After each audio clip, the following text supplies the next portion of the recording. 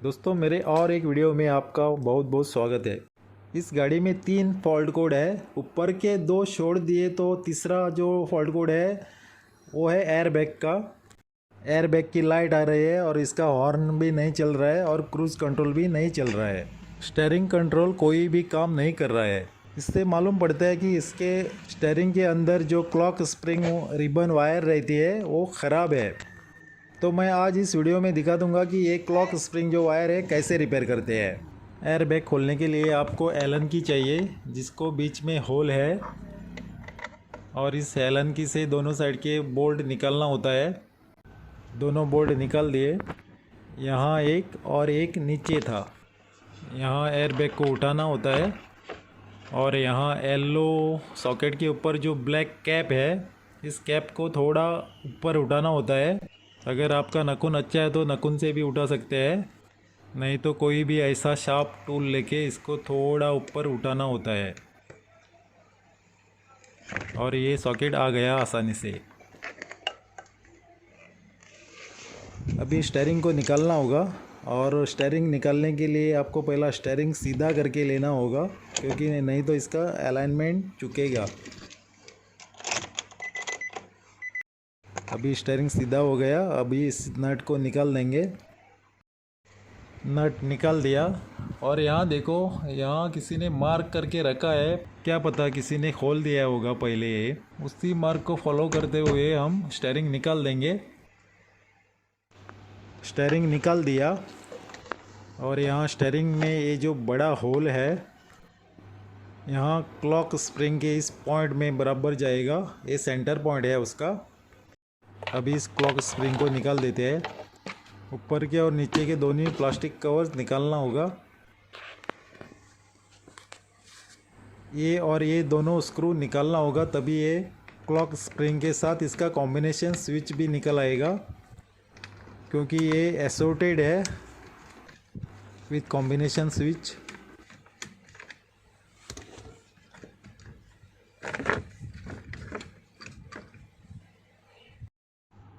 Combination switch निकल आया। अभी इसमें जो क्लॉक स्प्रिंग है जिसका कनेक्शन स्टीयरिंग में जाता है, अभी उसको खोलते हैं और देखते हैं अंदर की जो स्ट्रिप क्लॉक स्प्रिंग होती है उसको क्या प्रॉब्लम है। लगता है ये पहले किसी ने रिपेयर कर दिया है। यहाँ सोल्डरिंग भी किया है, उसका एक पॉइंट टूट भी गया है।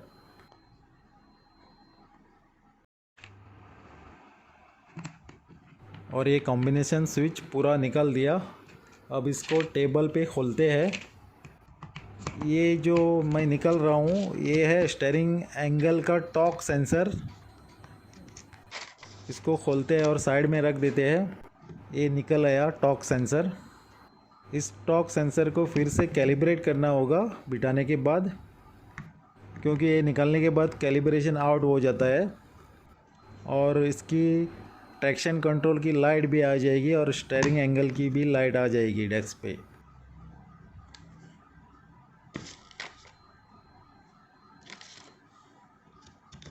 इसके अंदर रिबन वायर है, इसको खोलते हैं। यहाँ मैंने कॉम्बिनेशन स्विच निकाल के साइड में रखा है। इसको अच्छी तरह बाद में फिट करना होगा। और यहाँ खोलते हैं क्लॉक स्प्रिंग रिबन वायर।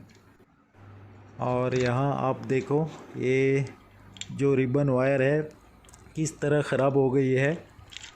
यहाँ देखो ये अटक के इधर ख़राब हो गई है। मुझे लगता है ये किसी ने पहला रिपेयर कर दिया है और ये स्प्रिंग कॉइल दूसरी डाली है, क्योंकि ये जो कॉइल वायर है बहुत जाड़ी है। बहुत जाड़ा होने के कारण ये अटक के टूट गई है अंदर। और यहाँ देखो सोल्डर भी किया है इधर।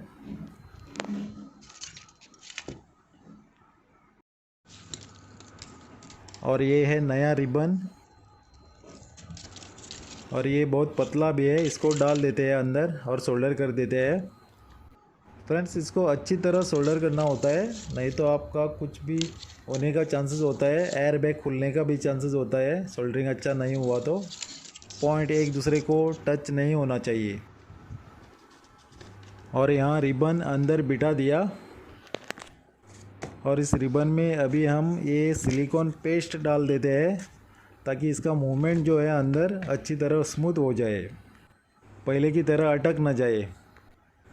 और अभी यहाँ देखो, इस रिबन का जो मूवमेंट है बहुत अच्छी तरह हो रहा है आगे पीछे। इसका मूवमेंट इस तरह होना चाहिए।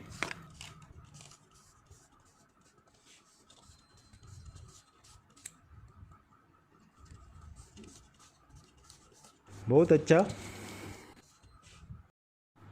अभी इस क्लॉक स्प्रिंग के घूमने की जगह में सभी जगह हम सिलिकॉन पेस्ट भर देते हैं ताकि ये स्मूथली रन हो जाए इसमें। फ्रेंड्स, ये एयर बैग की जो क्लॉक स्प्रिंग होती है, ये क्लॉक स्प्रिंग ज़्यादा से टेक्नीशियन रिपेयर नहीं करते हैं, क्योंकि कुछ गलत कनेक्शन हो गया तो एयर बैग खुलने का चांसेस होते हैं। एयर बैग बहुत कॉस्टली होता है।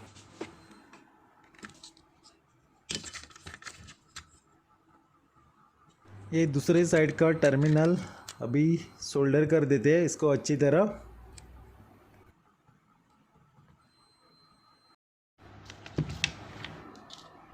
सब फिटिंग कर दिया और कॉम्बिनेशन स्विच भी लगा दिया। अभी बिठा देते हैं गाड़ी पे और देखते हैं हमारा काम कैसा हुआ।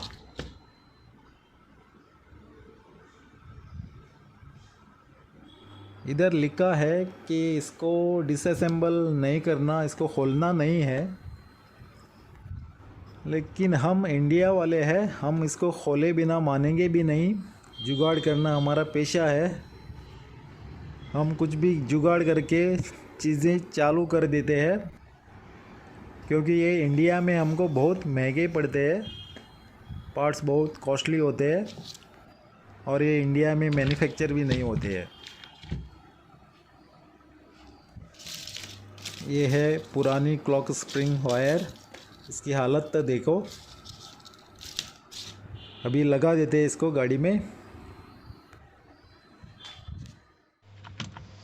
कॉम्बिनेशन स्विच लगा दिया। अभी हमारा पहला काम है कि इसका सेंटर करने का। ये जो क्लॉक स्प्रिंग वायर हमने बिठा दिया अंदर, इसको पहला सेंटर करना होता है। अगर आपने सेंटर नहीं किए बिना बिठा दिया तो आपकी ये क्लॉक स्प्रिंग अंदर से फिर से टूट जाएगी। सेंटर करने के लिए आपको पहला एक साइड में पूरा घुमा के लेना होता है और काउंट करना होता है कि ये कितना टर्न्स ले रही है। तो ये मेरा 6 राउंड ले रही है टोटल। इसका मतलब मुझे एक साइड में 3 राउंड रखना होगा। 3 राउंड रखने के बाद सेंटर करना होगा और दूसरे साइड में भी फिर 3 राउंड्स मिल जाएंगे। तो मैंने इसको बराबर सेंटर किया है 3 राउंड में। और अभी लगा देते हैं स्टीयरिंग को। यहाँ मैंने एयर बैग खाली ऊपर रखा है स्टीयरिंग के ऊपर। पहला चेक करूँगा कि इसका हॉर्न बजता है। और ये देखो, हॉर्न बज गया। इसका मतलब हमारा काम बराबर हुआ। अभी सभी फिटिंग कर देंगे। सभी फिटिंग हो गया। अभी मैं यहाँ क्रूज़ कंट्रोल ऑन करके दिखाता हूँ और क्लस्टर में क्रूज़ कंट्रोल का सिंबल आ गया। तो सभी कंट्रोल अभी काम कर रहे हैं। ये क्रूज़ कंट्रोल की लाइट है, जल रही है। शायद कैमरे में बराबर दिखाई नहीं देगा। और यहाँ एयर बैग की जो लाइट आती थी वो भी चली गई। तो हमारा काम एकदम परफेक्ट हो गया।